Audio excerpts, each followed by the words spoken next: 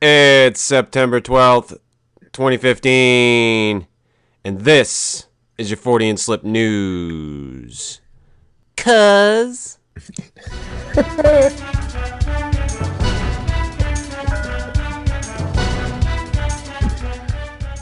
I probably shouldn't laugh over the news intro, but that made me chuckle. Yeah, that's fine. CNN. Ooh, a reputable news source. The Visit. It's a film review. The Hollywood Reporter. That's who wrote the film review, if people didn't get that.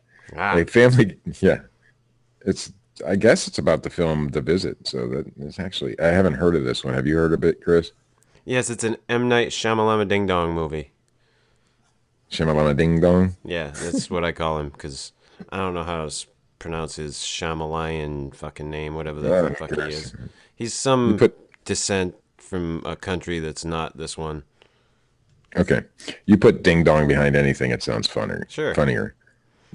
A family get-together starts out strange and quickly enters nightmare territory in The Visit, a horror thriller that turns solid adult diapers into a motif. What? Oh, soiled, not solid, soiled. I. This already sounds good. Soiled adult diapers. Uh, Told from a camera-equipped kid's eye view, M. Night Shyamalan, a ding-dong's latest is well cast and strong on setting, but the dull thudding that resounds isn't part of its effective aural design. There's too many big words in this article, like soiled, and the. So I guess I shouldn't have you try to pronounce the town that weatherman fucking nailed. I will try. Uh, it is the ungainly landing of nearly every shock and joke. Notwithstanding the evidence of Shyamalan's features since the Pitch Perfect Sixth Sense, which I actually watched the other day. It was a pretty good movie. Hope endures among fans that lightning will strike twice. In the Steve wake hears of, dead people. I hear them, yes. Well, see, that's what the kid did. He saw dead people, didn't he? Yes, That's Steve. right. And heard them. No, he heard them too, yes. Yeah. In the wake of bloated recent outings, After Earth and The Last Airbender, that hopes I'm having a problem. That hope takes on a particular. You're having a fucking problem? No, you've had a problem for a long fucking time. Let's just skip ahead. Early in the film, there's a wonderful moment when a mom's exuberant clowning shifts to tears. Played by the terrific Catherine Hahn, she's a divorced woman seeing her kids off at the train station. From that point on, the energy, warmth, and nuance of her performance is reduced to intermittent Skype sessions, a crucial element to the story, but nonetheless a letdown for the viewer. To give mom time alone with her boyfriend, teenage Becca, who is played by Olivia DeJonge. I like that name. And tween Tyler, played by Ed Oxenbould. I think that's how you pronounce it. A serious germaphobe and aspiring rapper. That fucking germaphobe rapper. I'd love to hear that rap song. I'm not a rapper, so I can't actually make one up to go along with the, thing, but a germaphobe rap song would be really cool. Anyway, have volunteered for a week-long stay at the Pennsylvania farm of their grandparents. It's an especially generous offer given that they've never before met Nana and Pop. But they're the story. But they're about to. Me, Chris. But they're about to. There's more to it than generosity. And I guess there's going to be a twist, Steve. Oh, yeah. Soiled diapers come into play somewhere. That's a big twist in any movie. The camera-wielding siblings, budding auteur, Becca, I don't know what that means, in a particular sense an opportunity to make a documentary that uncovers the generational rift between their grandparents and their mother, who left the farm as a teenager under circumstances she refuses to discuss.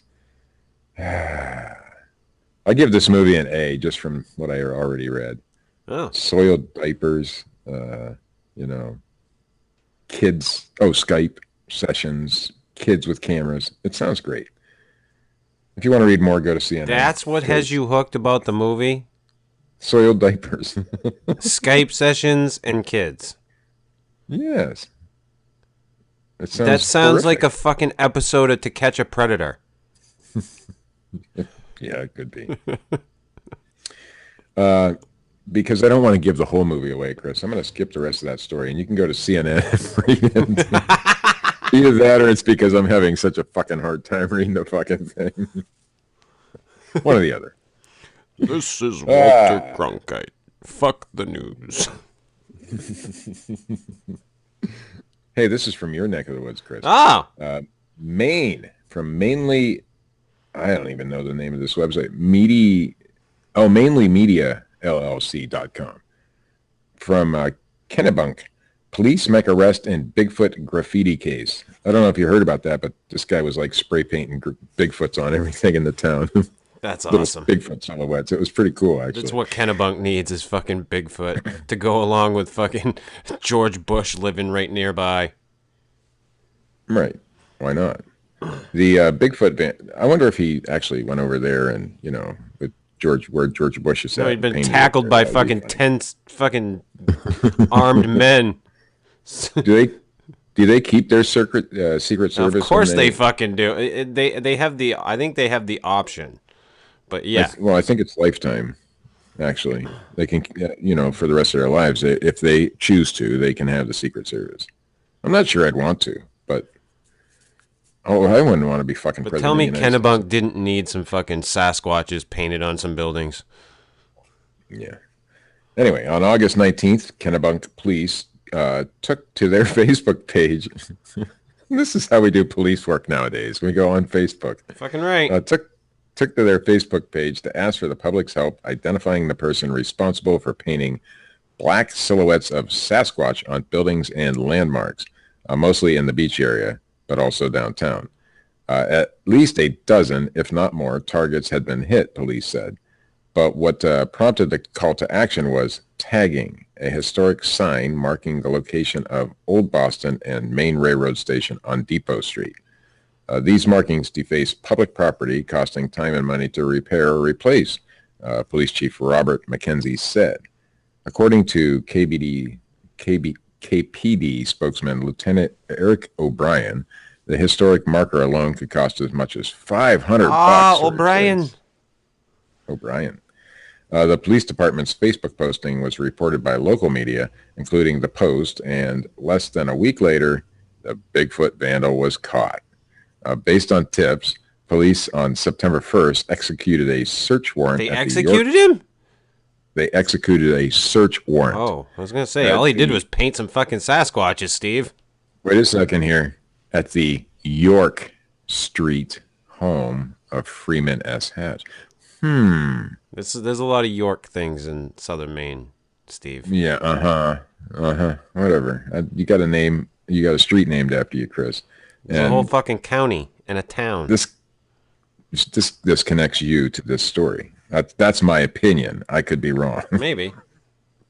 The actual stencil. It's 7 degrees of Chris York. That's probably true. The actual not Kevin stencil, Bacon. Yeah, I didn't like Kevin Bacon. It's a game you can all play at I home. like Kevin Bacon. Kind of. But the 7 degree thing is actually true if you look into it. It's pretty cool. The actual stencil used to create the 8-inch tall Bigfoot images was not found. O'Brien said the outline, based on the famous Patterson video, captured near Bluff, blah, blah, blah, that purports, blah, blah, blah, is a popular image found in many places online. I don't want to go back through the whole Bluff Creek thing, so I blah, blah, blah'd it. It's a stencil, vinyl decal, and a T-shirt image. In fact, I've used that image, Chris.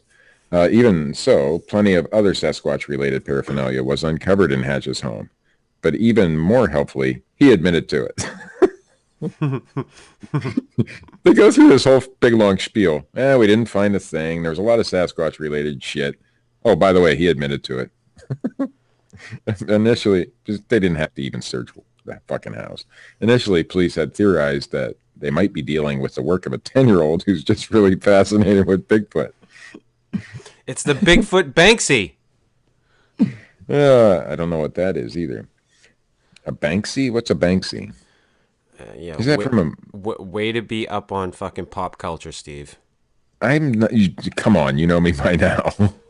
I'm sorry. I'm not going to explain Banksy to you. You can look it up after the show. I will. I just found out what a womble is. And that's a scary You fucking just found out thing. what your penis is used for. No, continue.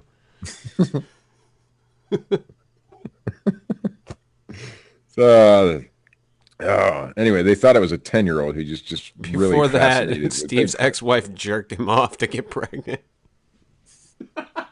Maybe that's why it only happened once. She only got pregnant once with me. So that, at least in part, is... Did I just admit that my ex-wife... No, never mind.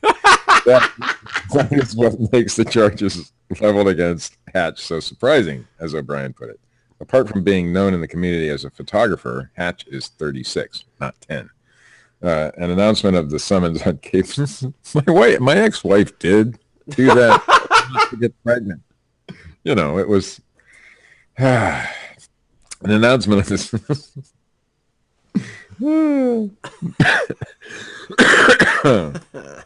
Anyway, according to O'Brien, several tips were submitted as a result of the media coverage, as well as the initial plea for help. However, O'Brien also credited good old-fashioned police work. Posting on Facebook is good old-fashioned police work, apparently, on the part of the detective Steve Borst. Steve Borst must have a really good computer. I think of all the coverage, it helped. It made people more aware, but in the end, it came down to a lot of contacting sources and checking around, O'Brien said.